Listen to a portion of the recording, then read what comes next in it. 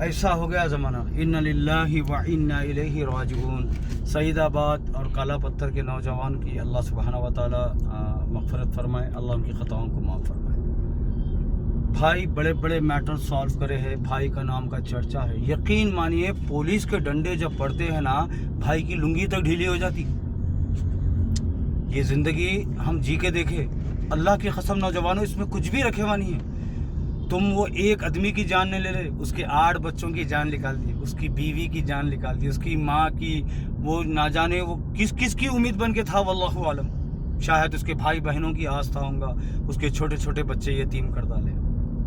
एक बच्चा जवानी को उभरने वाला था, 17 साल का, काला पत्थर का, उसका कत्ल कर डाले।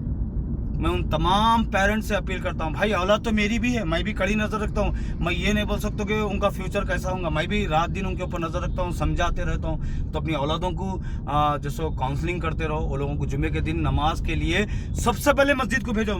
जुमे के दिन खुतबे में इमाम साहब के बारे में तमाम उलमाए किराम से भी अपील करता हूँ, खातिलों की दावतों में ना जाए, खातिलों का नमाज जनाजा ना पढ़ाए। ऐसे लोगों को बस्तियों से बाइकआउट करो। भाई के नाम का मैटर, भाई बड़े बड़े मैटर सॉल्व करे।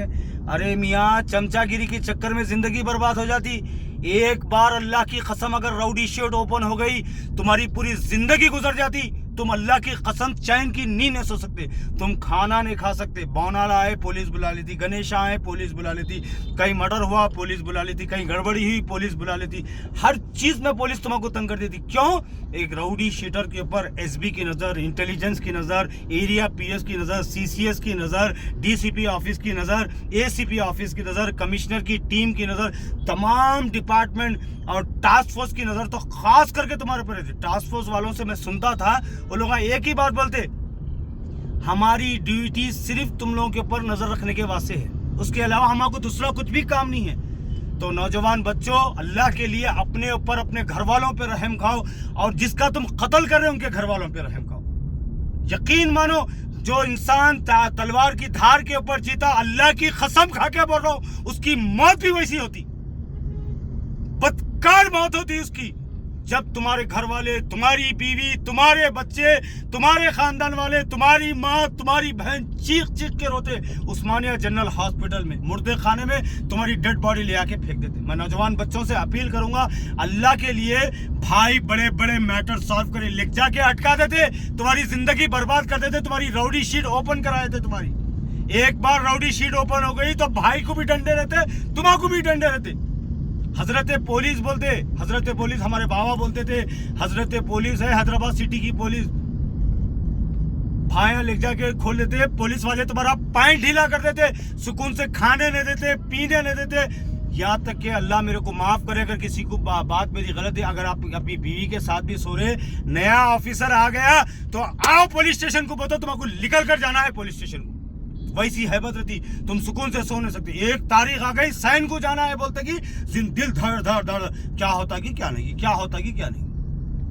नौजवान बच्चों, एजुकेशन हासिल करो, खैर का काम करो। नबी सल्लल्लाहु अलैहि वसल्लम जो दीन लाए थे वो दीन को फैलाओ, इंसानियत का काम करो, यतीमों की, बेवाओं की, मजबूरों की मदद करो, ना कि उनका सहारा छीनो। आज वो 8 बच्चे यतीमों का कौन उनका जिम्मेदार है? मैं हैदराबाद सिटी और Cyberabad city commissioner of police से मैं हाथ जोड़ के अपील करता हूं कि ऐसे लोगों को 3 महीने में कतई बेल ना दे, इनका केस अंडर ट्रायल करके इनको लाइफ तक पहुंचाए। जिंदगी जब जेल में जाएंगी तो भाई जब मैटर सॉल्व करे है तो जेल के पैखाने भाई के साथ तुम भी धोते। जेल में क्या ऐसी रखते समझ रहे? भाई को भी पैखाने धुलाते, तुम्हारा को भी पैखाने धुलाते।